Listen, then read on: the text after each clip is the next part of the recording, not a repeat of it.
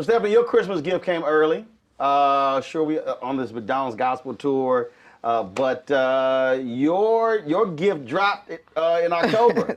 Yes, my album. Yes, Mighty Strong God. What a mighty Christmas gift that was. Right, Yes, right. sir. Produced by Pastor J.J. Harrison on RCA Inspiration record label, and I'm just really excited about it. Would you ever think you would be in this position, not only dropping the album, but being on this McDonald's gospel tour? No, sir, I never thought that I would ever have my dream to come true. But I do know that God's promises are God's promises, and He's going to come through and see you through those promises. So I'm excited. I'm still in awe of what is going on, and I definitely didn't think that I was going to be on the McDonald's. I watched every year of this show. 15, yes, that's 15 years. 15 years. I watched every year, just like I watched every season of the BET Sunday Best Show. And here I am being one of the people that are being featured, and God is amazing. You talked about when there are promises, but the reality is when people are going through stuff, they don't see it. Right. When you think back to being homeless, what, as you were dealing with that, what was happening here? What was going on in my mental, I definitely didn't see God's promises of, becoming a recording artist or any of that. What I saw was what I was facing. And it was sleeping on the floor, started in the car, having my children go through wanting to commit suicide and the depression of it all. I never gave up on God, though, because I knew that He was protecting me, even though I didn't see it. And that's why it says, what, faith comes by seeing, right? And so you have to imagine the big things that God has in store for you. And I struggled with that. I went to my pastor and said, can I sit down? I was the minister of music. Because what So you were the minister of music while you were homeless? Yes. Yes, sir. I sure was. And I sang, and when I stopped believing what I was singing, I asked if I could have a sit down because I needed to connect back with God. I didn't get angry with God, but I had unforgiveness in my heart. I was bitter. I had hate in my heart for what had took place.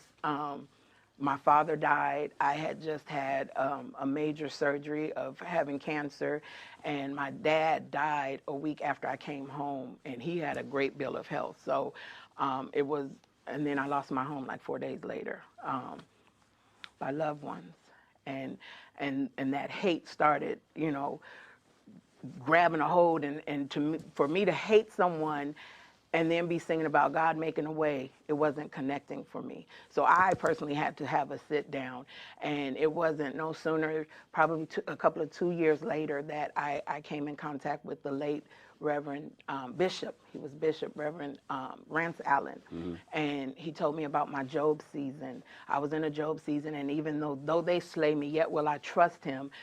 We forget that we have to pray for those who hurt us and despised us. And I couldn't pray blessings because me and my kids were homeless. But how did y'all meet?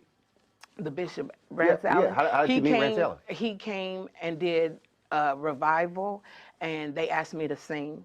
And I shared a bit of my testimony, and I've always looked up to him.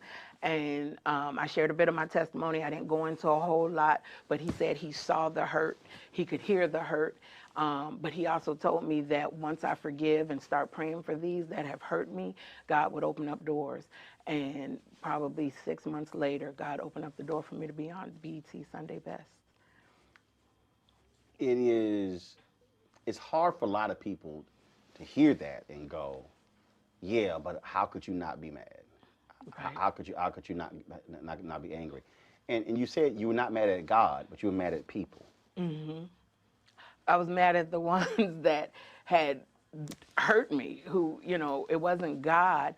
But I also know that God came to me and told me that he took my father. He took all of this because I was so stuck on relying on my father for everything. You know, when I went through, I called on Daddy, and I didn't call on the daddy above. You know, my faith, I wasn't putting my faith in action. And the sad thing is, I sang for years and telling people how you can get through this and you can get through that. And as my life was going, I wasn't believing what I was singing, but just so used to being in the church and doing it, it became normal. You know what I'm saying? It was a learned thing, and God said, I need you to trust me. So he took my dad, and people don't understand that when I say that. He took my dad because I was dependent on my father so much, and he wanted me to put my faith in action. And once I put my faith in action, I forgave those people.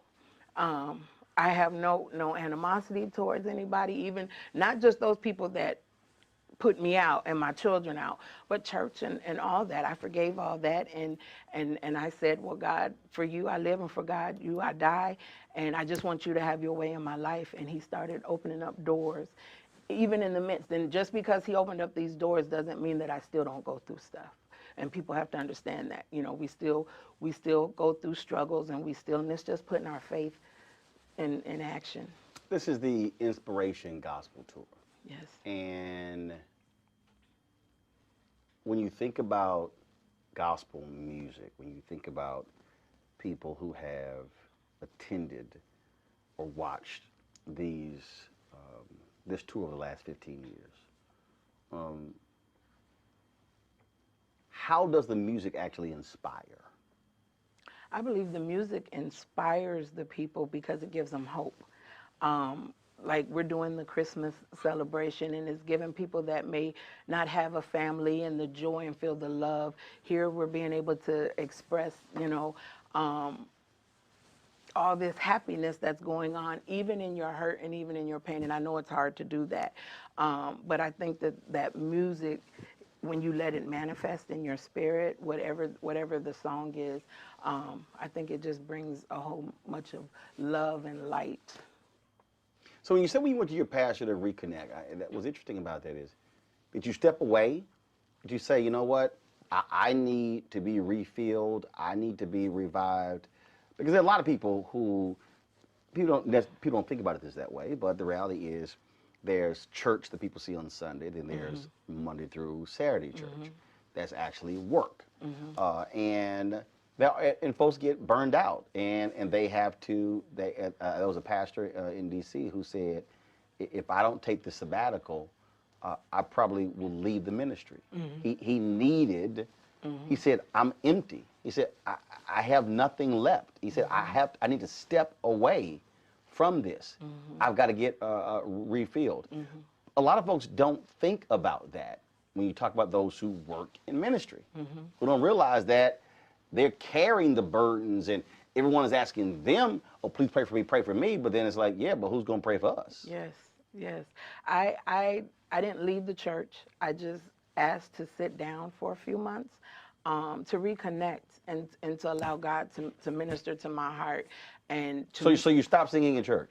I stopped singing for a while, yes. So and how many months was that? Probably about 3 months Which meant that when you were going to church, you were a parishioner. You were not a participant or a leader in ministry. Right. So you had to look at it from a different angle. Right. And here's the thing. They didn't want me to sit down, but I had to do it for myself. You know what I'm saying? So you set yourself down. I set myself down. I went to my pastor. He's passed on. And I asked him, and I told him, I'm not feeling when I'm singing Waymaker and I'm sleeping on the floor. That ain't connecting with me. You know what I'm saying? When I'm going to the food banks, that's not connecting to me that he's a way maker and he's a miracle worker. Even though I know that he healed me from cancer, I'm still sleeping on this floor, and my kids are sleeping on the floor. That ain't connecting. And made a way. I'm not seeing that way, so I need to have a sit down. And he honored that, but the people didn't understand that.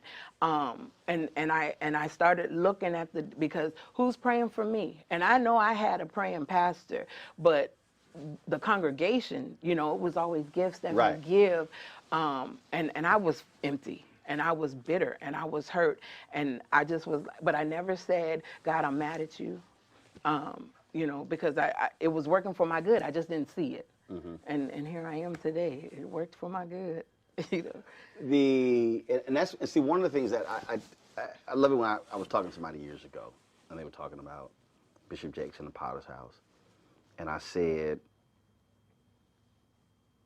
well, are you going to acknowledge the Bishop Jakes prior to the Potter's house, when he was in West Virginia digging ditches, when his wife and they went on food stamps? Because I think, again, people will look at you and go, oh, look, I mean, the album drops and you're on this McDonald's tour, and then you win a BT Sunday Best. But I was reminding people, but you can't truly talk about somebody's story unless you tell the whole story. Unless you say, no, this is what they had to get through to be at this stage. You just didn't just pop onto this stage. I didn't just pop onto this stage. I had to go through some stuff, and that's why I say God's promises, because back in 2006, someone prophesied to me that I would be standing in this space, and then it was confirmed with all them years later in 2019. So 2006. 2006, somebody prophesied to me that I would be standing in this place. And for 14 years, you like, for 14 hello, years, yeah, can you please? But see, I think that's where the patience comes in. June 2000, God had me write all this stuff down. I'm going to be doing this and this and this and this and this. So I'm like, right, let's go. You're right. And this is what he says. He says, no, you have to wait. I'm like, hold up. Yeah. He said, because I have to. He said, the people that are going to make these things happen are not yet in place. Wow. I have to move these folks to be in position, but you have to wait. And I think that's the hardest thing for a lot of people, when something's been prophesied to them, and you have to wait for it. And things had to line up, because it wasn't just this is going to happen. He told me that I had to change my lifestyle, because I was doing some stuff, right? And still in church.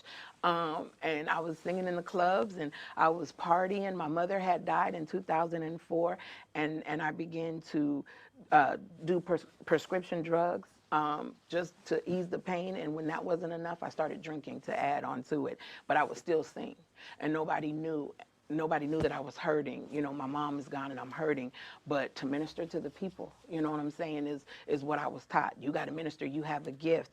And so when this man came in 2006 and shared all this stuff, you have to start lining up. Right? And it's not going to be an easy walk. And so I stand here today and I say, it's trust God's process. His timing is perfect. And so, yeah, them 14 years, 15 years, and I'm looking and I'm saying, now, God, you said, and I'm trying to get my life, in order for you to bless me, right, in order for you to show me that you are God. I knew that you were God because you had got me through so much, but yet and still, it's like the promises that and the confirmations that are coming, I ain't seeing this. So now I need you to show me. And it was like timing. And timing is perfect. And God's timing is perfect. And it puts your faith to work. You know what I'm saying? And that's what it was doing, and it's still doing for me. That's what I'm saying. I think it's a matter of, you want it, but do you have the patience to wait for it and to trust me in providing it? I think that's what also jumps out. You mentioned how many kids? 4. When you talk to them now, when they are talking about this life now, what are you reminding them of before now? I remind them of what we've been through and where we are today. And, they're old. They're all grown. I have one 17-year-old. This is her last year in high school. And because they've seen so much in the church, because that's where we grew up. Right. Things that I was taught, I'm going back and saying, forgive me, because that ain't right. You know what I'm saying? Right. It was something that they came up with, and so now they're getting on their path for Christ, because I can only do so much, but they're seeing that God's blessings, what he promised you, when you start lining up, they see that it's true and that they got to put their faith in action. They can't go on mine. When you look at this lineup of this roster of artists, does it cause you to go, how am I sitting here? It does. Like, how am I mean, John Lawrence, and Yolanda Adams, It and does. Fortune, and Kurt Carr. Wait a minute, hold up. You trying to tell me my name is going to get mentioned in the Yes, same sir. reading as their names? I just say that's God. Because when I looked at the lineup, I was like, what? My nerves got bad quick. But I grew up on the Donald Lawrence and the Yolanda Adams, and I love them. Kurt Carr, I love all of them. All of these and I think they're great talent. And we all have something different to bring to the table. And I listen to all their music, but I was just like, God, thank you. Thank you for this. You know what I'm saying? Because this is all you to put me before great men, because I think that these are great artists. So when you say kids want a Happy Meal, you real happy, huh? I am real happy. The kid in the candy store. I am celebrating Christmas early. God is just amazing. Who would you love, whether they're gospel, whether they're not gospel? Who would you love to do something with? It don't have to be gospel. No. Listen, let me tell y'all. Tank, I think his real name is Daryl. Right. Tank, I love him. And he's an R&B artist, but I love him. I would love to do something with him. It don't even have to be a gospel song. Really? Yeah, I just love him. You ever met him? I've never met him. So what, you listen to his music and never met him? I listened to his music and never So met him. what is it about Tank? Because I know that he came from the church, and it's just his voice, his vocal ability, and I have to admit, I love male singers, but it's just something about him. He seems really nice. He seems really cool in his music because of the type of music that he did back in the day growing up. Right. It was that real R&B, you know what I'm saying? That, it wasn't all about sex and stuff and things like that, but even what he does now, I just love. His voice is amazing. I'm sorry. I love him. Well, let's see. Let's see if Tank answers the phone. Don't do that. Let's see if Tank answers the phone. Oh my gosh, Let's do not have me cutting up here. Let's see what happens here. I don't know if he has an Apple phone or if he has if he has a Samsung. That what do they call the Android?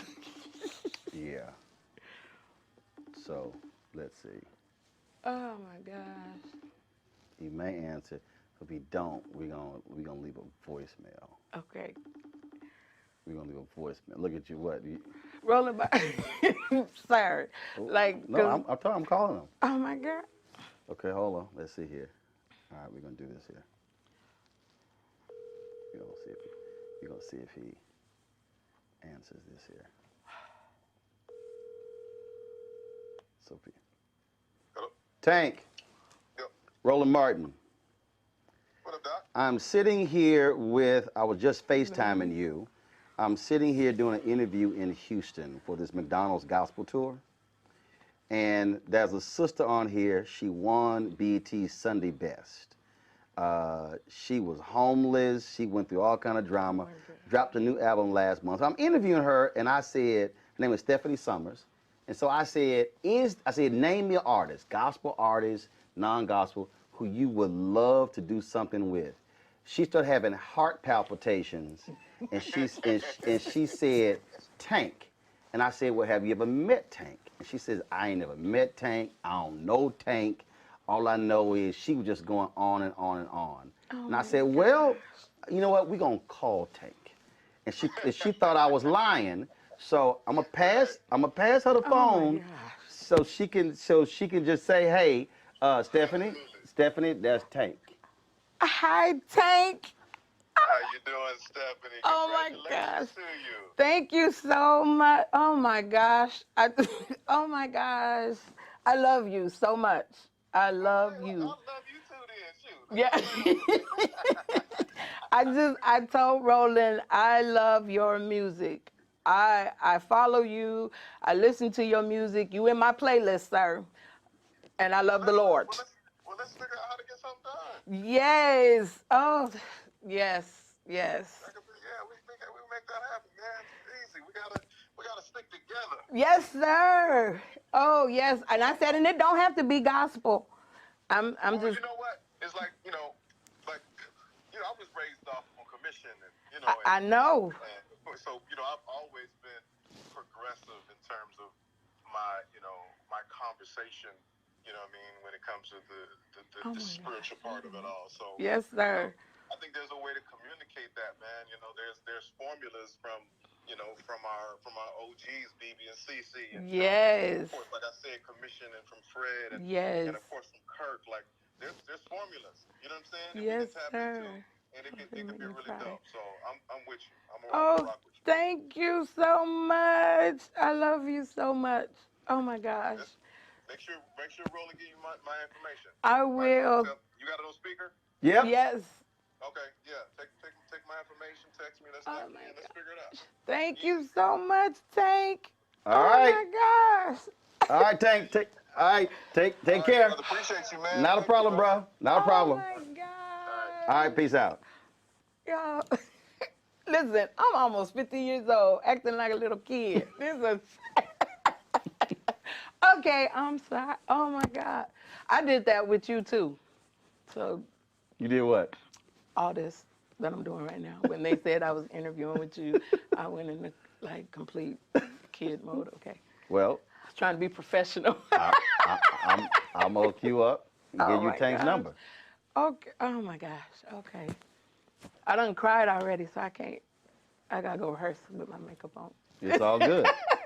It's good to meet It you. was nice to meet you too. Thank you so much. Let me know when y'all do something. I will. All right, Yes, then. sir. I Thank appreciate you. it. Thanks a bunch. I appreciate you. Thank you.